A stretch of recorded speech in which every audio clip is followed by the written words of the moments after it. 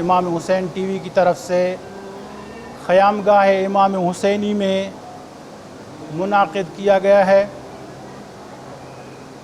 اسرار اور رموز اور فلسفہ زیارت کے عنوان سے۔ امام حسین علیہ السلام نے دین کو بچایا، کعبہ کو بچایا، احکام دین کو بچایا کہ امام حسین کی اگر کوئی زیارت کرے انسان تو سب سے پہلا فائدہ اس کو یہ ہے کہ اللہ تبارک و تعالی اس کے گناہ معاف کر دیتا ہے۔ سب سے پہلا خیمہ امام حسین کے خیام میں سب سے پہلا خیمہ جو ہے وہ حضرت عباس کا ہے۔ اس لیے علماء کہتے ہیں کہ کربلا میں جاؤ تو سب سے پہلے زیارت حضرت عباس کی کرو۔